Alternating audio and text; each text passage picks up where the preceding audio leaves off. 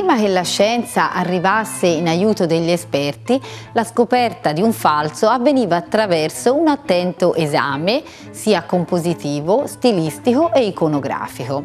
Occorre comunque analizzare molto bene anche il retro della tela o della tavola, guardare il tipo di trama utilizzata, la tipologia appunto della tela e anche l'utilizzo dei chiodi. Se ci sono tra l'altro apposti sigilli o marchi dietro appunto la tela o tavola stessa.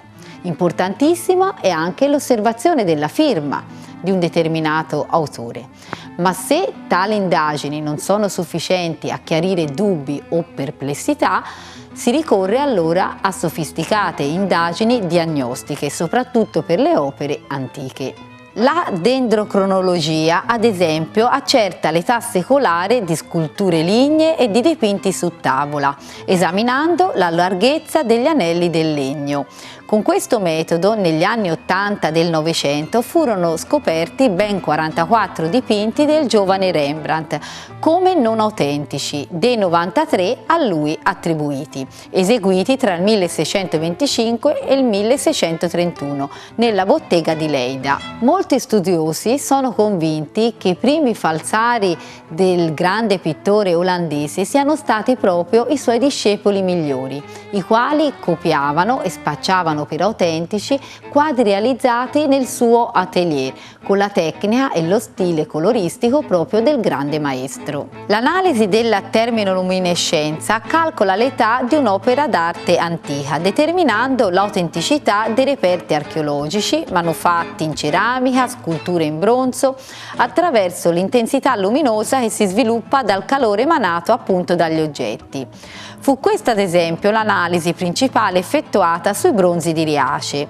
Il metodo invece del piombo 210 rivela l'origine chimica dei colori, smascherando le falsificazioni di un presunto dipinto antico quando si scoprono tracce di piombo o di sue leghe sintetiche contenute e comunemente usate nei colori moderni.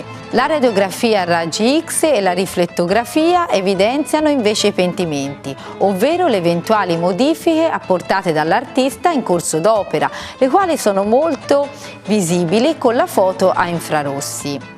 La mancanza di pentimenti non è certo la prova di un'avvenuta falsificazione, ma sicuramente può essere un indizio sfavorevole nel periziare un quadro già sospetto.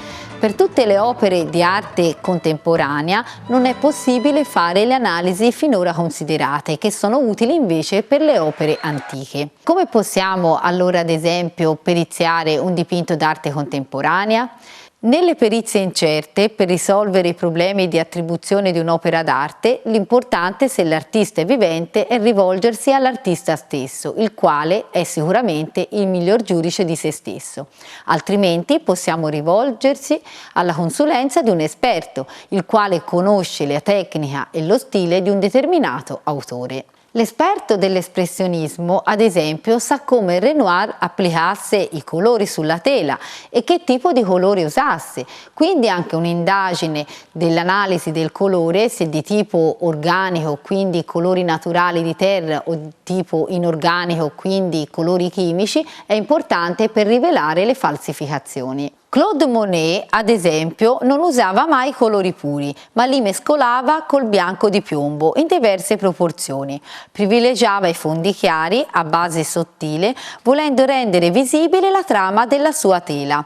Quando dipingeva ad esempio il fogliame, dava pennellate dure e grossolane. Per i riflessi invece d'acqua usava lunghe pennellate delicate orizzontali.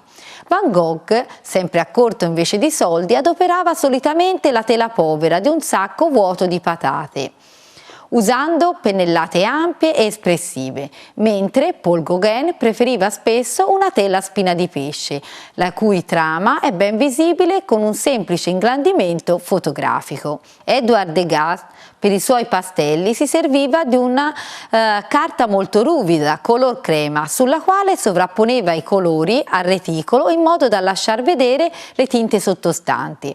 A volte spruzzava anche dell'acqua sulla superficie e poi vi lavorava con un pennello rigido o con le dita.